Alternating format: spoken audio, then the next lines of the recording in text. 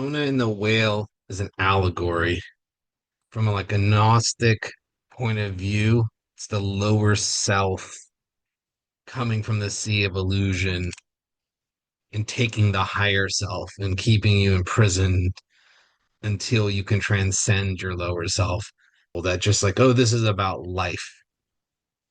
It's more than that. It's always in the Bible, the lower self, the animal nature versus the higher self, the transcended. The whole Bible is just that. If it read through a Gnostic Christian viewpoint, gnosis, Gnosis. Gnosticism gives the flavor of this story because if you remember the story of Jonah and the whale, in a nutshell, Jonah was supposed to go warn the town in Nineveh to tell them that they're behaving badly, you better change your ways or something bad's going to happen. He, instead of going, he gets on a boat and goes the opposite way. And then the storm kicks up and he realizes God's mad at him. So he says, throw me overboard so you save yourselves. And that's when God's grace sends up the whale to save him and swallow him. I think he's in the inside of the whale for a few days. He prays for repentance. He gets spat back up and then he goes and completes the mission. The interesting part is Jonah is mad that the town, after the warning, they correct their behavior, but they're not punished for the past.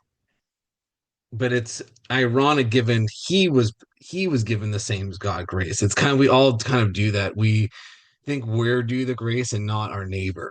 So it's an interesting story in that way that we think we're special, but everyone else isn't. Because we're kind of all God's children when you look at it through a Gnostic lens. And if you look at this as the higher and lower self, every sinner has a future and every saint has a past. There's doesn't mean you have to be who you were yesterday. You can change.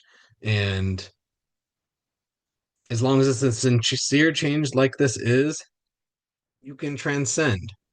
You can transcend your old self. And the imprisonment, much like this prison planet, it's an opportunity to find out who you are, do that meditation. Essentially, it's a meditation for 3 days and get spat up. You have to earn your way out of prison, just like our human prison system. You have to do your time. You have to make something of yourself. You have to change. And the part it doesn't talk about, the people of Nineveh probably saw he's living God's grace, not just from an intellectual point of view. He's went through something. He did the wrong thing, yet he was saved. He did one great thing is sacrificed himself for everyone else. He did the moral thing, throw me overboard. He was willing to die to save everyone else because it was his own karma, not their karma. He didn't want them to suffer for his misdeed. Versus a lot of people in that situation might have tried to stay on the ship and hope no one died, but like try to self-preserve. So there's an element that we're all welcome to transcend. It's like the key is in the prison cell with you. You just have to look for it. You're not, the prison door will never open. You have to do the work to get out. I think Ananda Maima says you can't expect to pass the exam without studying. It's the same idea. She was talking about spiritual practice. You have to do the practice to transcend.